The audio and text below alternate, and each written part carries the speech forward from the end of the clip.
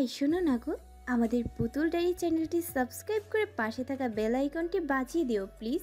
আর গল্পটি ভালো লাগলে অবশ্যই লাইক কমেন্ট করে শেয়ার করে দিও। ধন্যবাদ।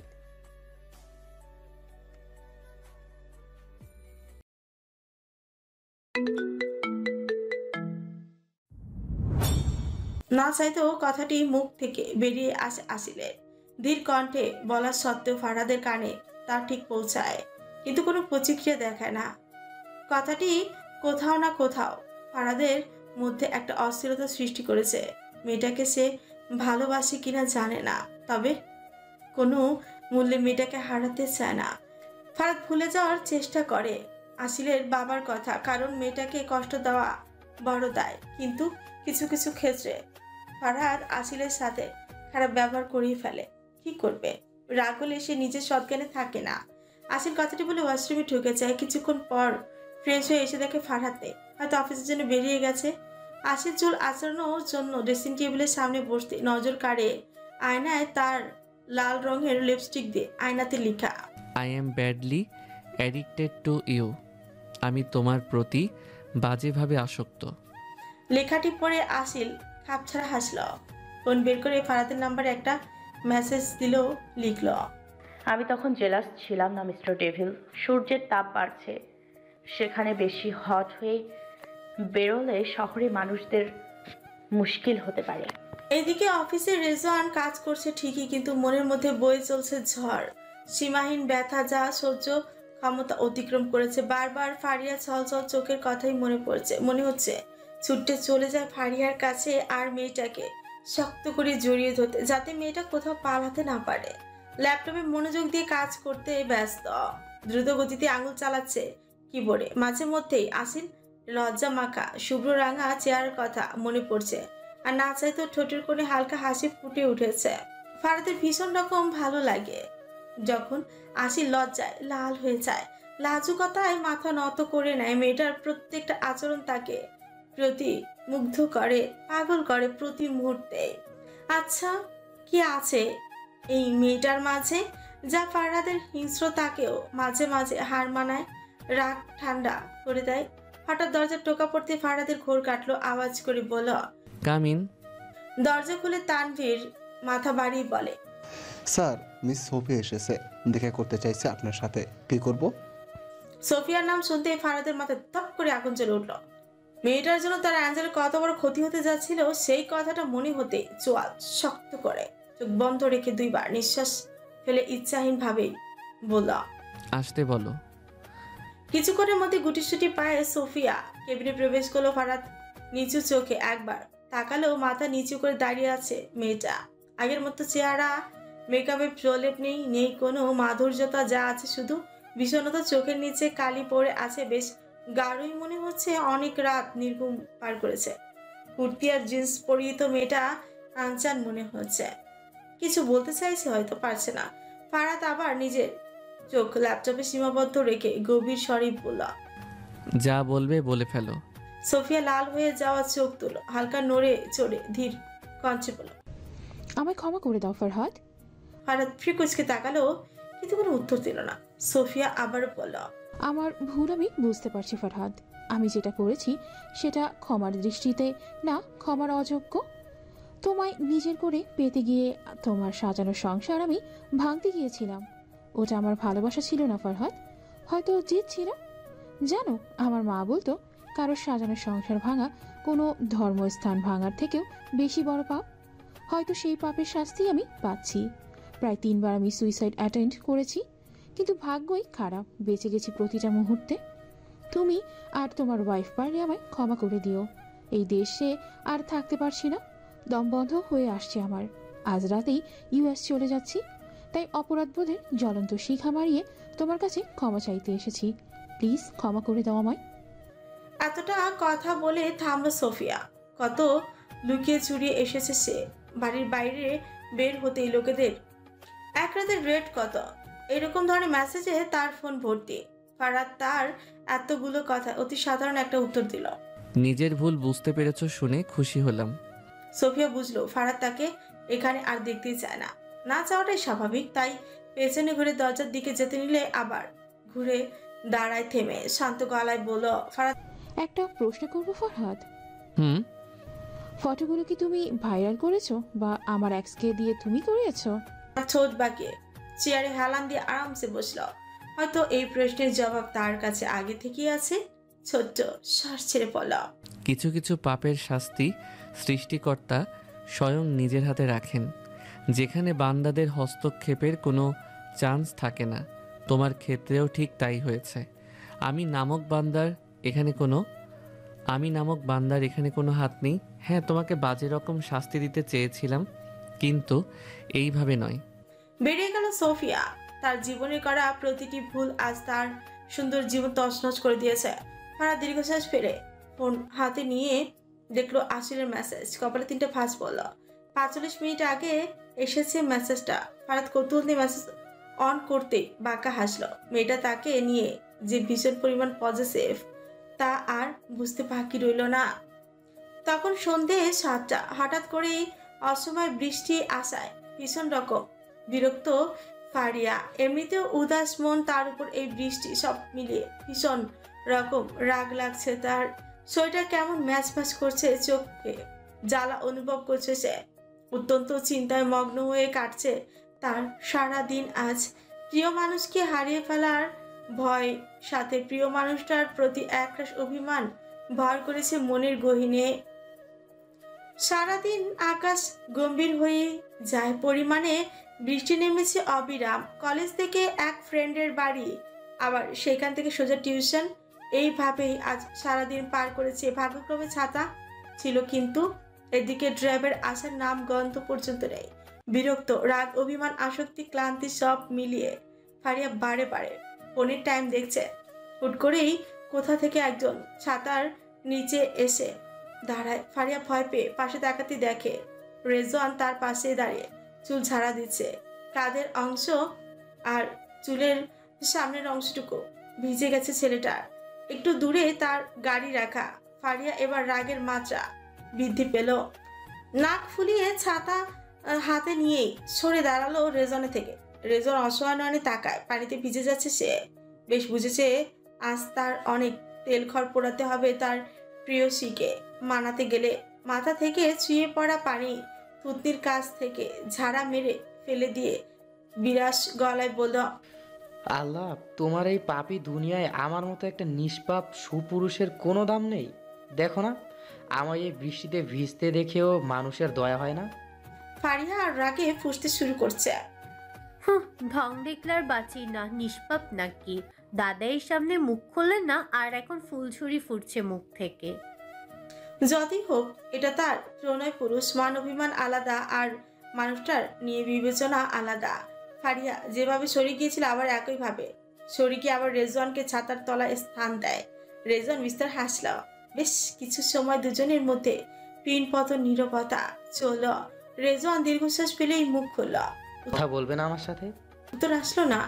রেজওয়ান এবার ঘুরে দাঁড়ায়। ফারিয়ার কোমর ধরে টান মেরে নিজের কাছে নিয়ে আসে, কিন্তু ফারিয়ার শরীর হঠাৎ করে ঝলে পড়ে রেজওয়ানের বুকে। হাত থেকে ছাতায় পড়ে যায়। বৃষ্টিতে দুজনই আধ ভেজা শরীর এখন পুরোই ভিজতে শুরু করেছে। এদিকে রেজওয়ান ভ্যাবাচাকা খেয়ে যায়। ফারিয়া মুখ তুলে নাড়িয়ে বলে, এই ফারিয়া, কি হয়েছে তোমার? তাকাও আমার দিকে। না, কোনো রকম উত্তর আসে না। রেজওয়ান ফারিয়ার মুখ ধরায়। বুঝতে পারে ফারিয়ার ভীষণ রকম জ্বর এসেছে। গা হাত পা অত্যাধিক রকমের গরম। রেজওয়ান আর 1 মিনিটও দেরি না করে তাকে পাজা খুলে তুলে গাড়ির দিকে রওনা হয়। সিটে বসিয়ে দিয়ে দ্রুত ড্রাইভ করতে শুরু করে। প্রায় রাত 9:30, কিন্তু বৃষ্টি থামার কোনো লক্ষণ দেখাই গেল না। এখনো পৃথিবীর বুকে অবিরাম বাধাহীন হয়ে ঝরে পড়ছে। ফারাদ তার ক্লান্ত আহত ভেজা শরীর নিয়ে রুমে প্রবেশ করল।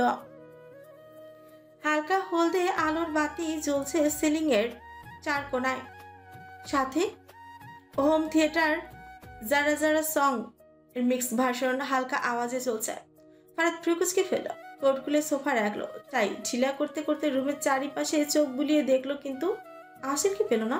হঠাৎ রুমের গানে তালের আওয়াজে কারোর গলার আওয়াজ পেতে ফারাদ বেলকুনির দিকে উকি মারল। বেলকুনির দিকে তাকাতেই ফারহাদের সারা শরীরে রোমকূপ দাঁড়িয়ে গেল। নজর হয়ে উঠল বেহাইয়া, হার্টবিট হয়ে যাচ্ছে দ্রুত গতিতে। নিষিদ্ধ অনুভূতি মাথার চারা দিয়ে উঠেছে। বেসামাল অবস্থায় পা বাড়ালো বেলকুনির দিকে। প্রায় 2 ঘন্টা পর ফারিয়ার জ্বর কমলো। তখন রেজন ফারিয়াকে নিয়ে সোজা নিজের বাড়ি চলে আসে। ঝুম বৃষ্টিতে ডক্টরকে ফোন করে ডাকা রেজন ঠিক মনে করলো না, তাই নিজেই ফারিয়ার সেবায় নিয়োজিত হয়ে গেল। আধ ঘন্টার মধ্যে জ্ঞান ফিরলেও জ্বর তখনও কমেনি তার। তখন ফারিয়ার জ্বরের ঘোরে রেজনকে কাছে টেনে জড়িয়ে ধরে। অভিযোগের বন্যা বইয়েছে, গালে হাতে গলায় অজস্র চুমু দিচ্ছে, বারবার বলছে, আপনাকে ছাড়া থাকতে পারবো না, ভালোবাসি খুব, কিন্তু আপনি আমায় একটুও ভালোবাসেন না। বাজে আপনি, ভীষণ বাজে, অনেক পচা। কত কি। রেজন মুচকি হাসে। তার প্রেয়সী নরম আঘাত, ঠোঁটের ছোঁয়া চোখ বুঝে অনুভব করছিল সেও তো নিঃস্বার্থভাবে ভালোবাসে তার এই ললনাকে। অত্যাধিক মাত্রায় স্ট্রেস নেওয়ার কারণে ফারিয়ার এই জ্বর। রেজন তাকে কোনো রকমে জ্বরের ঔষধ সেবন করিয়ে মাথায় হাত বুলে ঘুমের দেশে পাঠিয়ে দিল। ফারিয়ার একটু সুস্থ বোধ করছে। বিছানা ছেড়ে উঠে দাঁড়ালো কষ্টে। মাথাটা ভারী লাগছে ভীষণ। এদিকে সেদিকে চোখ ঘুরিয়ে বোঝার চেষ্টা করলো সে কোথায়। আর এখন বুঝতে পারলো সে রেজনের বাড়ি আছে। তখনই রাগের মাত্রা বৃদ্ধি পেল। ঘড়ির দিকে তাকে দেখলো 9:25 বাজে। ব্যালকনির থাই গ্লাস লাগানো। ফারিয়া তা খুলে দিতে বৃষ্টির ফোঁটা তার শরীর ছোঁয়ালো। সাথে ঠান্ডা হাওয়ায় মেয়েটার চুল উড়িয়ে দিচ্ছে পরম আনন্দে। গরম চিকেন ভেজ স্যুপ নিয়ে রেজওয়ান রুমে প্রবেশ করলো। 1 ঘন্টারও বেশি সময় নিয়ে এই স্যুপটাই তৈরি করেছে। স্যুপ না, দেখে মনে হচ্ছে 3য় বিশ্বযুদ্ধ সেরে রুমে প্রবেশ করেছে সে। রুমে ঢুকে ফারিয়াকে বিছানায় না পেয়ে একটু চমকে গেল। তৎপর চোখ ঘুরিয়ে তাকাতে দেখলো ফারিয়া ব্যালকনির থাই গ্লাস সরিয়ে সামনে দাঁড়িয়েছে। উফ, ফারিয়ার এই রূপে রেজন পাগল পাগল হয়ে গেল। সুপের ট্রে টেবিলের উপর রেখে সুপের ট্রে টেবিলে রেখে ফারিয়ার পেছনে গিয়ে দাঁড়ালো রেজওয়ান। ফারিয়া রেজওয়ানের আভাস পেয়েও একইভাবে বাইরের দিকে তাকিয়ে দাঁড়িয়ে রইল।